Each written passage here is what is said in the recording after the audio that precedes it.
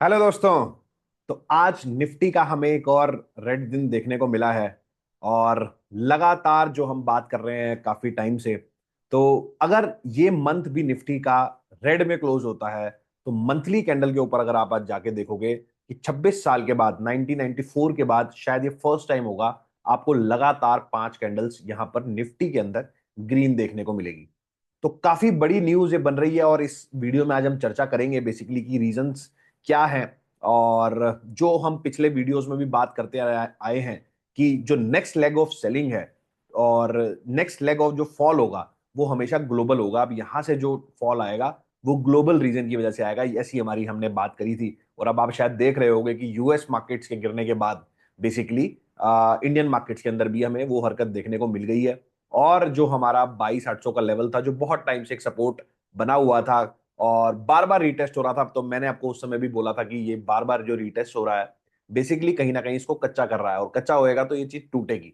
तो वो टूटा मंडे को, फ्राइडे के यूएस के फॉल के बाद। और मंडे को आज भी अगर मैं देखता हूं तो बेसिकली वो जो गैप बना है वो आज भी फिल नहीं हुआ और निफ्टी लास्ट के आधे घंटे में तो 22,500 लगभग ब्रेक ही करने वाला था, तो 523 के आसपास की क्लोजिंग हुई है। तो अब यहां से क्या, तो अभी भी आपको अगर मैं ध्यान से देखता हूं तो बेसिकली जैसे मैंने आपको पहले भी बताया है कि ये सारा जो लेग ऑफ फॉल है वो बेसिकली यूएस ड्रिवन है। तो और हमारी जो एक थीसिस चली आ रही है काफी टाइम से और जो मैंने पिछले वाले वीडियोस में भी आपसे चर्चा की है, तो जो लोग चैनल पे नए हैं वो चैनल को जो सब्सक्राइब कर लें ताकि आपको टाइमली अपडेट्स मिलते रहें। तो बेसिकली आप देखोगे कि बहुत टाइम से के अंदर एक डाइवर्जेंस चल रहा है। बेसिकली आप हमारे चाहे निफ्टी 50 इंडेक्स उठाओ या हमारे स्मॉल कैप मिड कैप के इंडेक्स उठाओगे तो सारे अपने टॉप से लगभग 10% से लेकर 25-30% तक नीचे गिर गए हैं और स्टॉक्स की तो और बुरी हालत है। वहीं अगर हम यूएस का इंडेक्स देखते हैं, चाहे वो एसएमपी है, चाहे नेस्डैक है, चाहे डाउ है, तो तीनों ही कहीं ना कहीं अपने ऑल टाइम हाई हाई पे थे अगर मैं पिछले 2 दिन हटा देता हूं। और कहीं ना कहीं अगर आप देखोगे तो बहुत टाइम से एक आउट परफॉर्मेंस चल रहा था वहां पर, हम नीचे जाते जा रहे थे और वो नीचे आने का नाम नहीं ले रहे थे। तो मेरा ऐसा मानना था या मेरा ऐसा सोचना था कि बेसिकली इस तरीके की डाइवर्जेंस बहुत ज्यादा नहीं चलती है, तो या तो हमें ऊपर जाना पड़ेगा या उनको नीचे आना पड़ेगा, एक यहां से कारण हो सकता है। और मैं जो सोच रहा था, जो मुझे लग रहा था कि वो नीचे आने की, उनके नीचे आने की संभावना थोड़ी, प्रोबेबिलिटी थोड़ी ज्यादा है और हम उसी डायरेक्शन में ही चल रहे हैं। और 2025 का जो हमारा व्यू है, जो मेरे को लगता है कि ये ईयर जो होने वाला है, मैं गलत हो सकता हूं, आप जो भी डिसीजन बनाए या जिस तरीके का कोई फाइनेंशियल आप जो कर कुछ को भी जो मार्केट के अंदर बाय सेल करें अपने फाइनेंशियल एडवाइजर से पूछ के करें। ये मेरा पर्सनल ओपिनियन है और मैं जो अपनी ट्रेडिंग में यूज करता हूं मैं आपसे वो शेयर कर रहा हूं। तो जो भी बात करते हैं हम यहाँ पे एजुकेशनल पर्पज के लिए करते हैं। तो बेसिकली मुझे ऐसा लगता है शायद 2025 एक जो करेक्शन का साल होगा और बेसिकली एक फ्लैट टू नेगेटिव ईयर हो सकता है। और ये जो करेक्शन अभी चली है प्राइस में हो सकता है थोड़ी और बढ़ेगी यहाँ से, हो सकता है कि आपको निफ्टी के अंदर 5-10% का फॉल और भी देखने को मिल जाए। लेकिन टाइम भी यहां पर लगने वाला है, मतलब ये पूरा साल आप देखोगे क्या शायद हम यही लेवल्स या इसके नीचे के लेवल्स पे हो सकते हैं।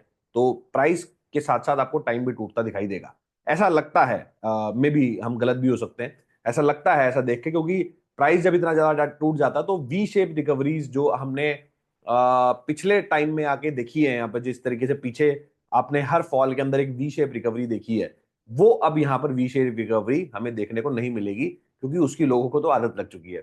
और पिछले वीडियो में भी हमने बात की थी कि आपको कोई ये जो जो सपोर्ट लेवल कटा है बेसिकली 22,800 का, वो बेसिकली एक तरीके से अब रेजिस्टेंस का काम करेगा। जब मार्केट ऊपर जाना स्टार्ट करेगा या कोई भी बाउंस लेगा तो वहां पे आप मार्केट को रेजिस्टेंस फेस करना पड़ेगा।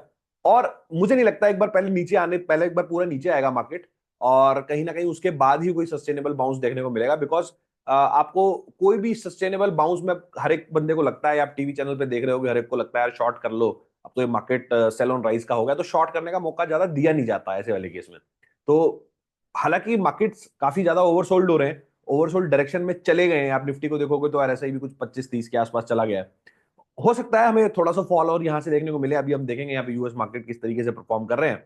बट ऐसा लगता है कि ओवरसोल्ड जोन में जाने के बाद ये महीना, शायद नेक्स्ट महीना, हमें इस महीने में ज्यादा टाइम बचा नहीं है, हो सकता है हमें नेक्स्ट महीने, नेक्स्ट जो मार्च का मंथ है उसके अंदर एक ऊपर की तरफ का बाउंस देखने को मिले। वो कहां तक आएगा, कैसे आएगा, वो हमें देखना पड़ेगा। बट उस वो एक बार समझ में आता है कि शायद वो हमें शायद कुछ बाउंस देखने को वहां पर मिल सकता है।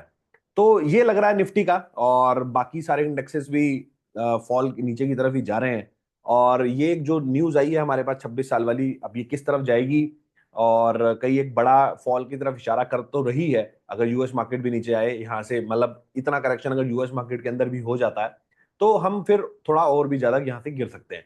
और मिड कैप स्मॉल कैप में तो गिरावट फिर और ज्यादा होगी, मतलब 20-25% की जितनी करेक्शन हुई है इसी अभी आधी हुई है, इतनी और होगी, मतलब आप समझो 40-50% इंडेक्स लेवल पे। तो स्टॉक्स का तो आप हालत ही सोच लो, इतना हो सकता है। आपको क्या लगता है, आप क्या सोचते हो इसके बारे में, वो मेरे को कमेंट सेक्शन के अंदर लिख के बताओ।